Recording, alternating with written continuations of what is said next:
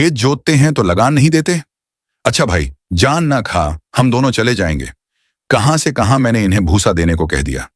या तो चलेगी नहीं, या चलेगी तो दौड़ने लगेगी। तीनों खांचे भूसे से भर दिए गए। गोबर कुड़ रहा था। उसे अपने बाप के व्यवहारों में जरा भी विश्वास न था। वह समझता था, ये जहां जाते हैं वहीं कुछ न कुछ घर से खो आते हैं। प्रसन्न थी, रहा होरी। वह धर्म और स्वार्थ के बीच में डूब उतरा रहा था। होरी और गोबर मिलकर एक खांचा बाहर लाए। भोला ने तुरंत अपने अंगोछे का बीड़ा बनाकर सिर पर रखते हुए कहा, मैं इसे रखकर अभी भागा आता हूं।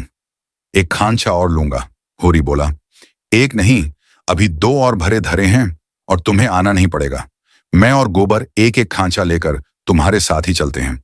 भोला स्तंभित हो गया। होरी उसे अपना भाई बल्कि उससे भी निकट जान पड़ा। उसे अपने भीतर एक ऐसी तृप्ति का अनुभव हुआ जिसने मानो उसके संपूर्ण जीवन को हरा कर दिया। तीनों भूसा लेकर चले तो राह में बातें होने लगीं। भोला ने पूछा, दशहरा आ रहा है, मालिकों के द्वार पर तो बड़ी धूमधाम होगी।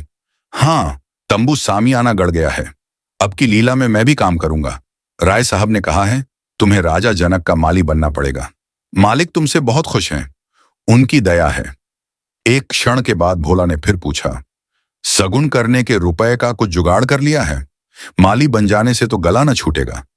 होरी ने मुंह का पसीना पोंछकर कहा, उसी की चिंता तो मारे डालती है दादा।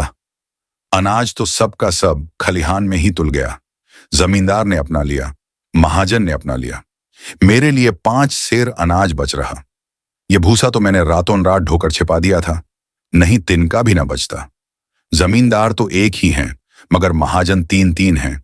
सहु आइन अलग, मंगरू अलग और दाता दीन पंडित अलग। किसी का ब्याज भी पूरा न चुका। जमींदार के भी आधे रुपए बाकी पड़ गए। सहु आइन से फिर रुपए उधार लिए तो काम चला। सब तरह किफायत करके देख लिया भैया, कुछ नहीं होता। हमारा जन्म इसीलिए हुआ है कि अपना रक्त बहाएं और बड़ों का घर भरें। मूल का दुगना सूद भर चुका, पर मूल ज्यों का त्यों सिर पर सवार है। लोग कहते हैं, सर्दी गर्मी में तीरथ बरत में हाथ बांधकर खर्च करो, मुदा रास्ता कोई नहीं दिखाता। राय साहब ने बेटे के ब्याह में 20,000 लुटा दिए, उनसे कोई कुछ नहीं कहता। मंगरू ने अपने बाप के इख्तियार करम में 5,000 लगाए, उनसे कोई कुछ नहीं पूछता। वैसा ही मर्जात तो सबका है। भोला ने करुण भाव से कहा, बड़े आदमियों की बराबरी तुम कैसे कर सकते हो भाई? आदमी तो हम भी हैं। कौन कहता है कि हम तुम आदमी हैं? हम में आदमियत कहां?